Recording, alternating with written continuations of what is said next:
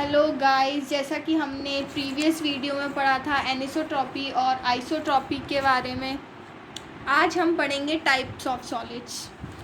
This is a part third of the video. So there are mainly two types of solids. जैसे कि हमने anisotropy और isotropy में पढ़ा था, क्रिस्टलाइन सॉलिड्स जो होते हैं एनिसोट्रॉपिक नेचर के होते हैं और एमॉर्फस जो होते हैं आइसोट्रॉपी नेचर के होते हैं। सो वही टाइप्स ऑफ सॉलिड्स भी होते हैं, क्रिस्टलाइन और एमॉर्फस सॉलिड्स। तो क्रिस्टलाइन सॉलिड्स क्या होते हैं? वो सॉलिड्स होते हैं जिसमें क्या होता है कि कॉन्स्टेंट अरेंज होते हैं रेगुलर ऑर्डर में, जैसे कि हमने एनिसोट्रॉपी में पढ़ा था, रेगुलर ऑर्डर अरेंजमेंट होता है। सो वही क्रिस्टलाइंस होते हैं। और crystalline solids are anisotropic in nature. वैसे ही हमें आप भी लिख सकते हैं कि क्रिस्टलाइन सॉलिड जो होते हैं एनिसोट्रॉपिक नेचर में होते हैं। एग्जाम्पल वही रहेंगे NaCl, ZnCl, CaCl। और मैं आपको एक नया नाम बताती हूँ, ZnS जो है, हम इसे जिंक ब्लेंड भी बोलते हैं। गेटिंग? जिंक ब्लेंड भी बोलते हैं। और NaCl का एक केमिकल नेम होता है, यूजुअली तो हम सोडियम क्लोराइड बोलते हैं, बट इसे हम रॉक सॉल्ट भी बोलते हैं। उसी तरीके से CaCl को तो सीजियम क्लोराइड बोलते हैं। ठीक है? सो मेरे साथ साथ आप नोट्स बनाते रहिए, इट्स बेटर। मैं आपको हर वीडियो में यही बोल रही हूँ बार बार, जिससे क्या होगा, आपको बाद में बिल्कुल भी प्रॉब्लम नहीं होगी पढ़ने में। So types of solids, there are two types of solid, crystalline and amorphous. So we will discuss one by one crystalline solids. Okay. So that solids in which their constituent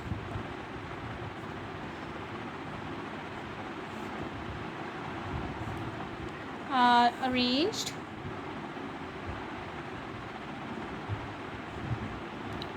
regular, orderly, and which have definite geometry and form long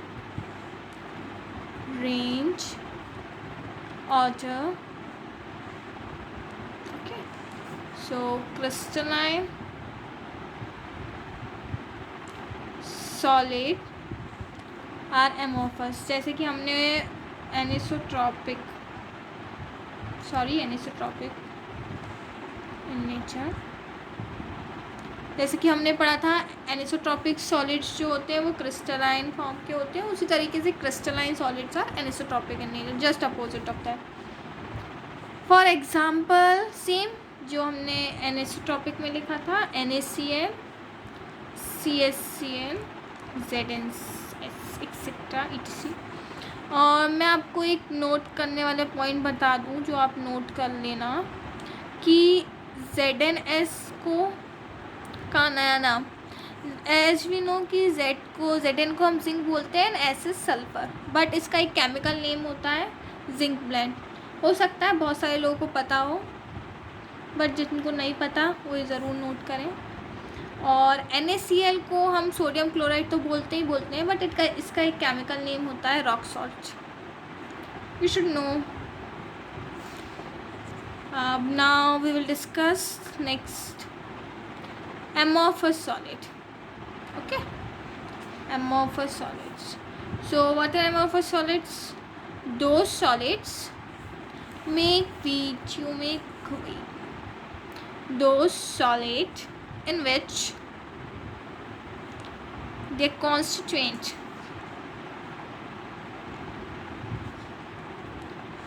are not,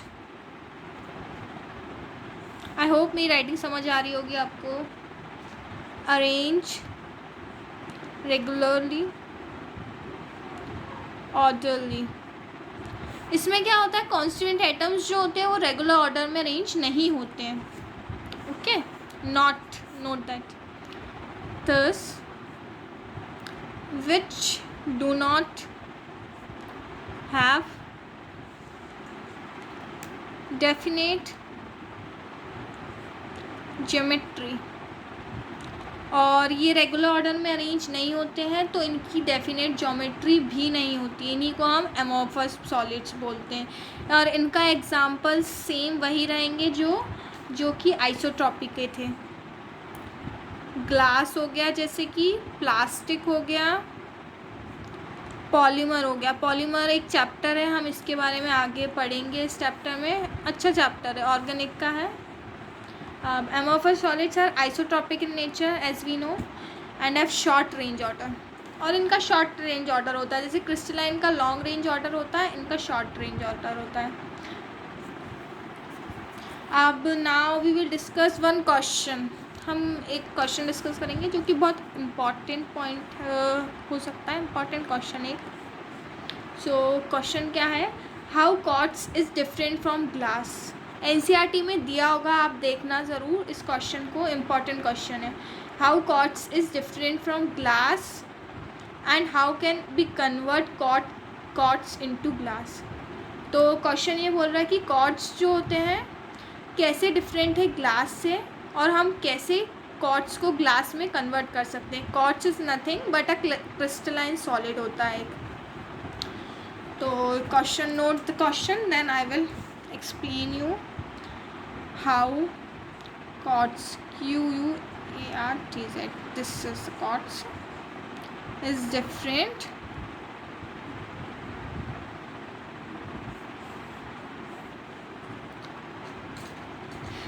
different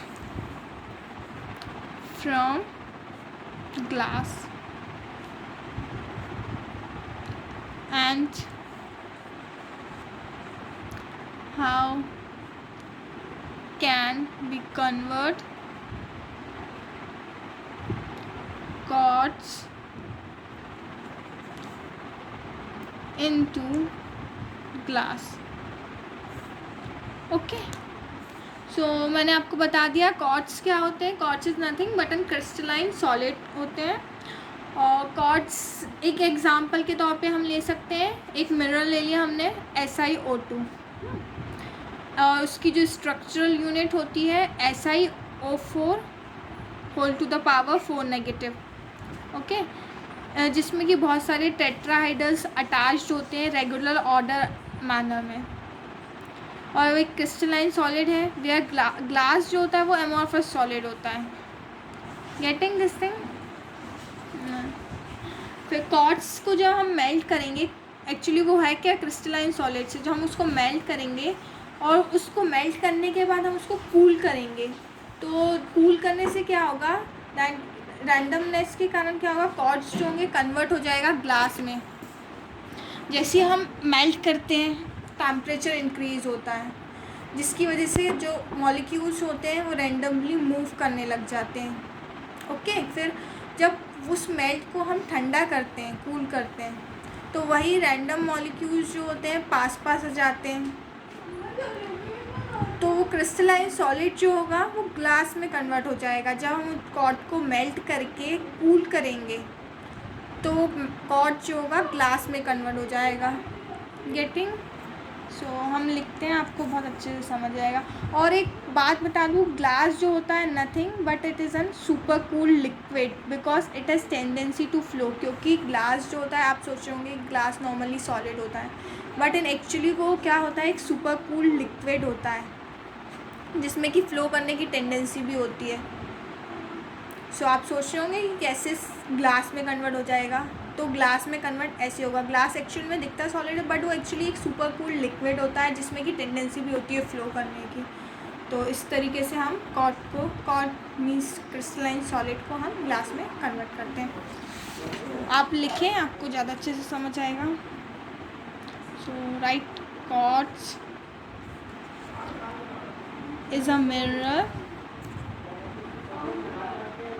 हम कोई और सा भी mineral ले सकते हैं। हमने यहाँ पे SiO2 ले रखा है और इट हैज़ स्ट्रक्चर, और उसका जो स्ट्रक्चरल होता है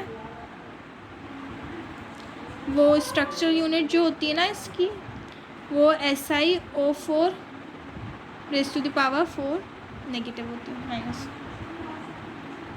ठीक है ना। In which many tetrahedral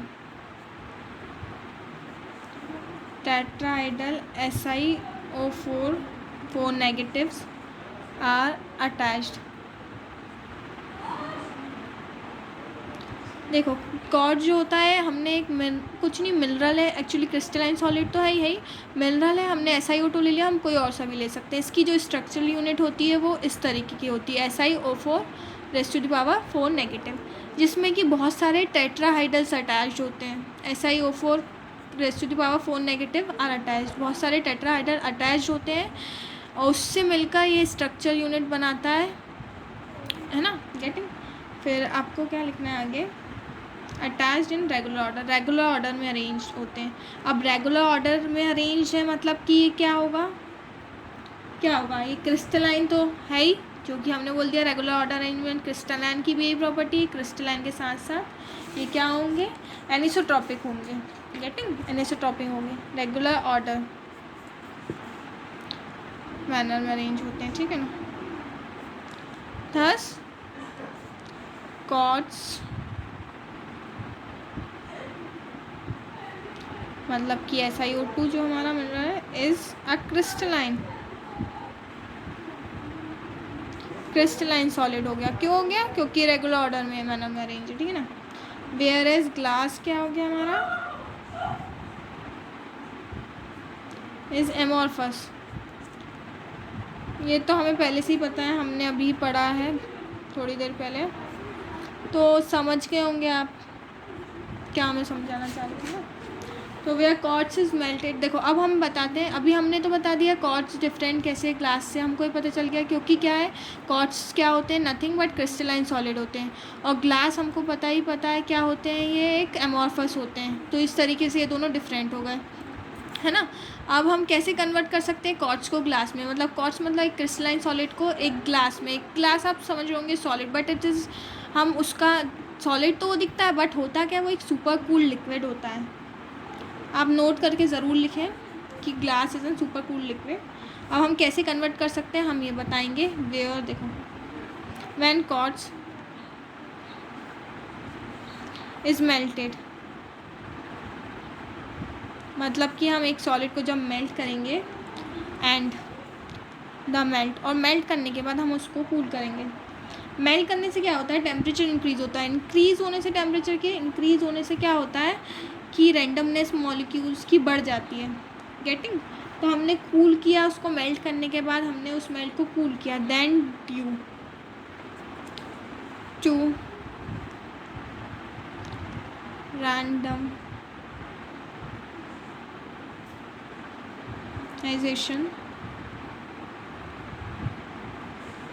cord